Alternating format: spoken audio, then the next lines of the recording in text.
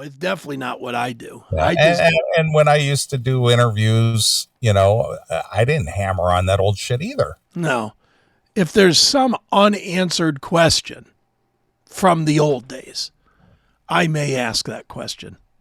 Shit, I just interviewed David Ellefson last week, I guess it was. And I didn't ask him a single word about Megadeth because he hasn't been in Megadeth in 4 years. So what is there to ask him about Megadeth?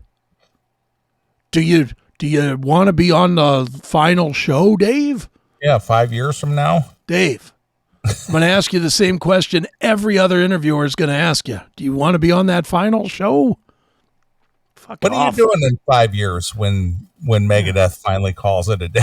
What a dumb thing. Yeah, we're going to do this close out towards 5 years long. Yeah, we're going to close this out in 3 to 5 years. Do you think he was being serious or do you think he was just fucking with that guy? No, I think he was being serious because Dave Mustaine is not that old. I mean, he's my age. 61, 62. Okay. He's not going to retire. So then why put a cap on doing music?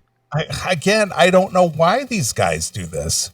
But they granted, we know that Dave Mustaine has been struggling vocal-wise. Mm-hmm. But he's not going to just quit. No.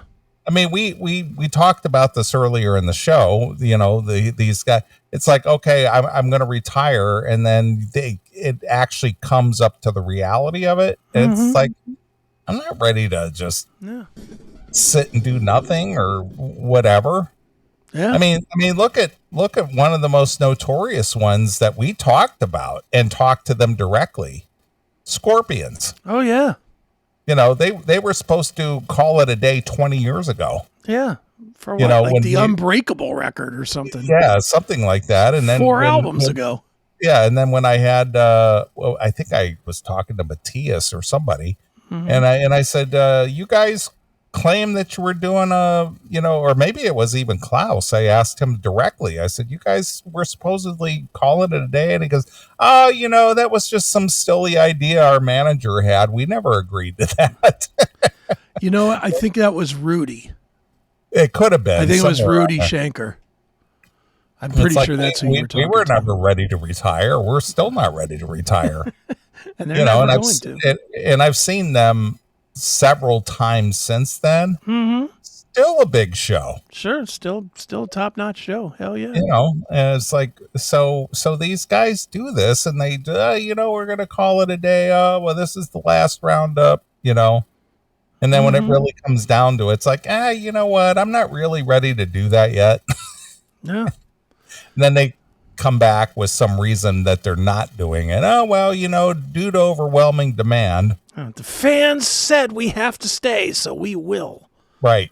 Meanwhile, it's the bank account said you're still worth something, so keep on producing. Sure. Which I don't blame them. Are you going to tell me that this is absolutely the last Megadeth record? I will put a bet that this is not the last Megadeth record. I don't think so. Now, I did think so until I heard that 5-year bullshit. And now that I've heard that 5-year bullshit, I'm guaranteeing there's going to be at least an EP. And then you're going to hear, well, while we've been out on the road, we've experienced so many things and we had so many great ideas. The world is such a challenging place that there was a lot more to write about. Yeah, I couldn't help but write some of my thoughts and ideas down as we traveled the world. And, right. I just have something more to say. Mm-hmm. Oh, you're probably right. And especially with that 5-year plan. That does not scream, well, this is the final record. Yeah. And you know what else doesn't scream that this is the final record? The fact that the first 2 songs have been shit. Yeah. And everybody is saying that. Nobody but the hardest hardcores are saying that these are good songs. They're just repetitive junk. He's not going to go out on a Risk or a Super Collider album. No way.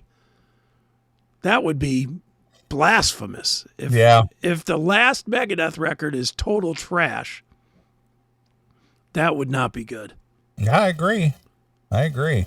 Is there any And band that can survive that? Like if Metallica's, if they do another Lulu and call it a career, right. would that stick with them forever, or has their career been good enough to overcome that? I don't know, but that Lulu record, of course, that never gets mentioned ever, No, ever. no. Well, what's weird is when they do get asked about it, they still defend that piece of shit. Just because they worked with Lou Reed. They're like, oh, this thing was brilliant. We were able to exercise so many ideas that we never could before in the framework. Shut up. It's shit. Everybody hated it. I don't know anybody that liked that record. Do you? No, I mean, usually there's somebody. I mean even Saint Anger, still people didn't like that one either. Nobody ever mentioned Saint Anger either. No. I'm like the only one that ever even mentions a song or two off Saint Anger. And then I get my head kicked in by all the Metallica fans. Like, that album fucking sucks.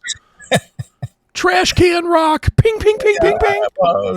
You know what? I again, that's one of those albums which, obviously I was not a fan, but I would like to, give it to Mutt Lang or somebody. Say, well, what can you do with this piece of shit? Can you clean this up and actually make it listenable? Well, some of the songs are actually decent. Yeah, except for the drums. Right. But if they could remix it, and reproduce it or something, whatever they have to do, and turn it into like something and go, holy shit, this thing sounds amazing. See, they're way too arrogant to do that. I understand that, but this is just my personal. Oh, I know. But dude, if they were going to do that, they would have done it with Injustice for All. Sure. They would have given us the version with Jason's fucking bass on it. Right. But since they chose not to do that, dude, how embarrassing is it going to be in 5 years or whatever the time frame is on that, when they put out 130 track fucking Saint Anger box set? Yeah. Are idiots like Jim going to buy that?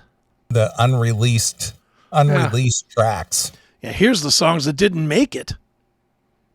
Here's the mix that didn't make it. Yeah. I think that was the mix. Dude, and what's funny is people have kindly forgotten. Do you remember when they were talking about how this was going to change the way people record music? Saint Anger? Remember they said, oh, everybody's going to go to this trashy sound. I remember them doing interview after interview before we ever heard a note. And they had like Fred Durst was in the studio with them and the guy from Korn, Jonathan Davis. And they all were like, this thing is amazing. This thing's amazing. Yeah. And then you heard it and was like, what the fuck is this? Yeah, this is going to be, I do recall that because I remember this kid, I can't remember his name, but big Metallica fan. And prior to the release, it's like, this is going to be the greatest Metallica record we've ever done. Yeah, that didn't quite make it. It does have songs on it that are not bad though. I'm sure if there's, again, I think that if it could be just deconstructed and produced properly, it would probably be a good record. They did one song with typical sound. They did Some Kind of Monster. Let me see if I can find it real quick. I think it's this one. I could be wrong on this, but they did like a mix that was closer to the normal mix, and it really wasn't that bad. Some Kind of Monster is a pretty good song, actually, if you like that era of Metallica. Which I know most people don't, but I do. Here you go.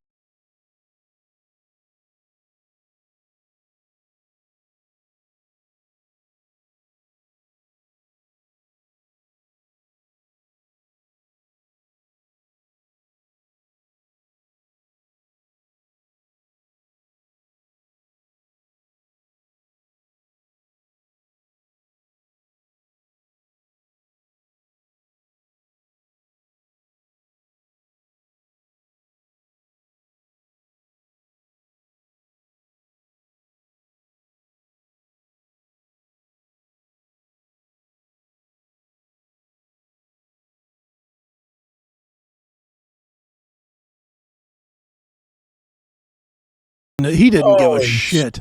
What the? Again, he was trying to do the whole rap rock thing. Yeah. You know, I mean, it didn't work, but all I'm saying is with that mix, this song is better. With that mix, with the drums, with the clanginess of the drums compressed out.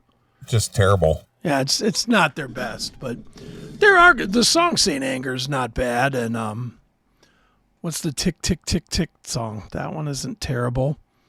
This song is okay, and My World. I like the song My World.